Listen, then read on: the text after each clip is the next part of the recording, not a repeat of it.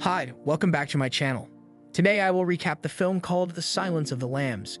In 1990, trainee FBI officer Clarice Starling is called to the office of his superior, Jack Crawford. In hopes of capturing the serial killer known as Buffalo Bill, Jack assigns Clarice to interview the notorious doctor-turned-cannibal named Hannibal Lecter. However, before she leaves, Jack warns her not to talk about anything personal to avoid getting Hannibal in her head. Afterward, at the prison facility, Frederick Chilton welcomes Clarice and explains that they haven't progressed with studying Hannibal's true being despite his years in the facility.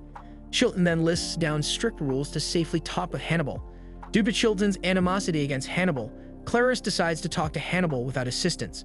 Clarice then walks down the hall filled with imprisoned inmates. An inmate named Miggs stares at her, making her uncomfortable. At the end of the hall, she sees Hannibal standing, already expecting her. Unlike the other inmates who are behind iron bars, Hannibal's cell is behind reinforced glass. He gazes at her with interest and deduces that she's Crawford's colleague. Clarice notices Hannibal's sketch and admires his ability to draw from memory. She then diverts the topic to the FBI, but this loses his interest. He knows that Jack intends to use him to arrest Buffalo Bill. When asked why Buffalo Bill skins his victims, Clarice believes that it's his trophies, as most serial killers keep them. Hannibal finds Clarice amusing, so he starts listing down his observations of her, from her clothes to the accent she tries to hide. Afraid, she walks away but stops when Miggs flicks fluid on her face. Hannibal shouts for Clarice, apologizing to her for the Miggs' behavior. As compensation, he offers the name Moffat and that she should look into yourself to help the investigation.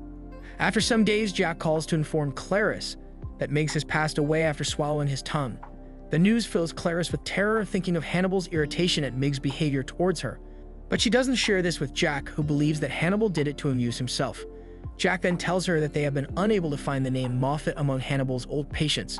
Later, Clarice finds a storage facility named Yourself. The keeper tells her that a person named Miss Hester Moffat rents a unit at the storage facility.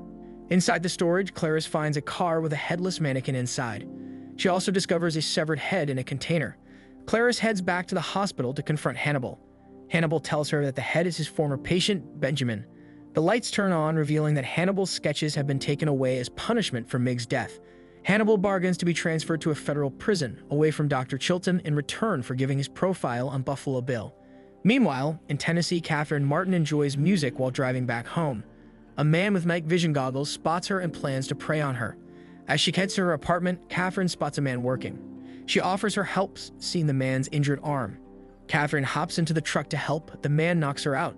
On the other hand, while on their way to investigate a new death, Jack gives Clarice the case files, explaining how Buffalo Bill keeps the victims for 3 days.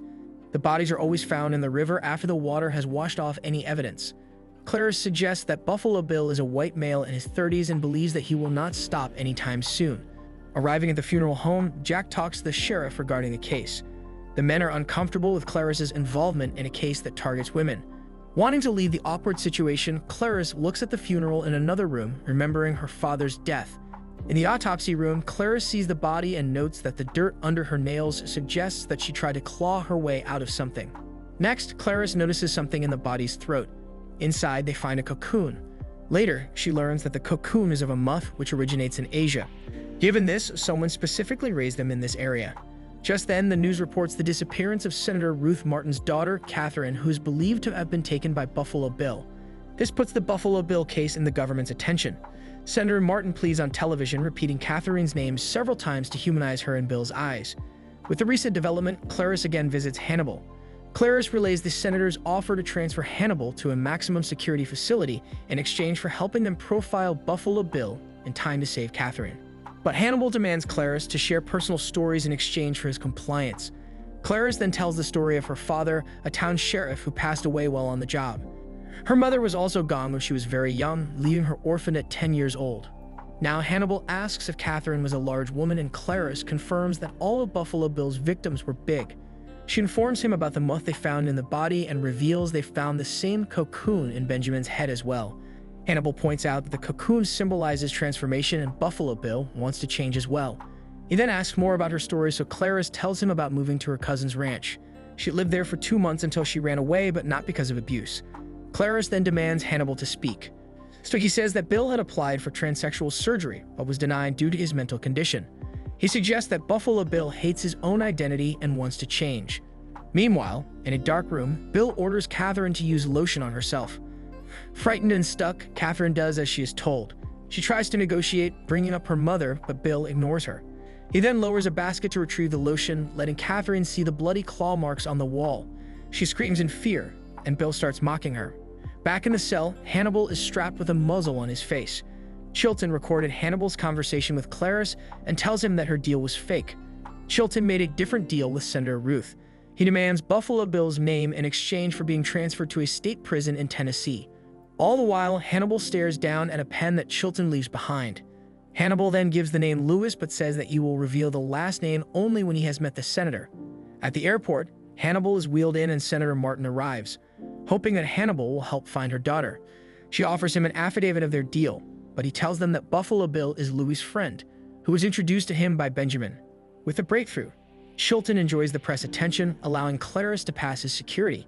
She meets Hannibal in his new cell, returning his old sketches as a peace offering. Hannibal demands more of her story as they agreed upon in his old cell. Knowing that Chilton can find her any minute, she begs Hannibal to skip her story, but he insists. As a result, Clarice reveals that she woke up one morning after hearing screams. She went to the barn and saw the lambs screaming as they were being slaughtered. Clarice tried to free them, but the lambs didn't run. So instead, she took one lamb and ran away with it, wanting to save one life at least. But the lamb was too heavy for her to carry, so she was caught soon.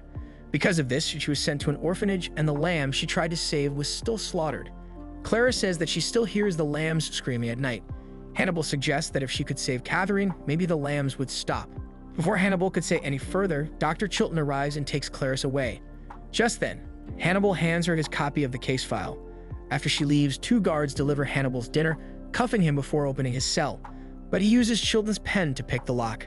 Hannibal then easily takes down both of the guards. Downstairs, the officers notice the elevator heading up to the 5th floor. They wait for the lift to head down, but it stops at the 3rd floor. The surgeon calls in the special forces for backup as he and his team investigate the 3rd floor. They check Hannibal's cell and see a guard's body held up like an angel. The other officer is still alive with a bloody face. The police take him to an ambulance and try to find Hannibal. While inside the elevator, blood drips from the ceiling, suggesting that Hannibal is on the roof. They spot him from above and shoot him in the leg, but there's still no movement. They open the elevator latch from the inside, revealing a body with no skin on the face. In the ambulance, Hannibal removes the mask he made out of the guard's skin and escapes. Learning about this, Clarice gets anxious but is sure that he won't come after her. However, she and her friend find a note from Hannibal in the case files, suggesting that there's a pattern in Buffalo Bill's targets. Remembering Hannibal's words, Clarice concludes that Bill knew the first victim named Frederica. Clarice visits Frederica's home and searches her bedroom. Inside, she finds Polaroids of Frederica posing in her undergarments. After seeing stitching supplies and an unfinished dress in her closet, Clarice deduces that Bill is making a skin suit to turn himself into a woman. But Jack tells her that they already located Bill in Chicago, a man named Gum. Jack tells her to gather information to connect Gum to Frederica so they can use it for the trial. Catherine then asks Frederica's friend Stacy if she knows Gum, but she doesn't recognize the name. Stacy mentions that she used to help Frederica make alterations for a lady named Littman. On the other hand, Bill hears his dog barking. He realizes that Catherine has successfully captured his dog and holds her hostage. Outside, a team prepares to ambush Gum's house. Bill hears the doorbell ring, so he heads up and opens the door. But instead of the police, it's Clarice. Meanwhile, in Chicago, the team finds the house empty. In Littman's old home, Buffalo Bill introduces himself as Jack Gordon and invites Clarice inside. She walks in, looking at the messy place. Her eyes follow a moth landing on stitching supplies. Immediately, Clarice aims her gun at him, but he runs to the basement. Clarice follows him, hearing Catherine's cries from afar. Trembling in fear, Clarice searches for Buffalo Bill in the basement. She asks Catherine to be quiet, but the woman continues to scream. Clarice enters from room to room but does not find him. As she enters the bathroom, the lights go out. Buffalo Bill uses his night vision goggles to watch the terrified Clarice. She feels around the room and slips into the darkness, not knowing that he's just behind her. Bill admires her for a while before pointing his gun at her. The gun clicks, alerting Clarice. She turns and shoots, breaking the windows to let light in while Buffalo Bill lies on the floor. After some time, the police arrive and rescue Catherine, and Jack consoles Clarice. Days later, Clarice happily receives recognition for her work at a ceremony. Following this, Clarice thanks Jack for his mentorship and the opportunity he gave her. Jack reminds her that there's a phone call waiting for her. She takes the phone call and hears Hannibal's voice, asking if the lambs have stopped screaming. Clarice is shocked at this, but Hannibal promises not to hunt her, asking her to do the same. He then ends the call after saying that he is having an old friend for dinner. He then follows Dr. Chilton in a foreign country and plots to get revenge on the doctor. Thank you for watching our movie recap. If you enjoyed this video, please like, share, and subscribe to our channel.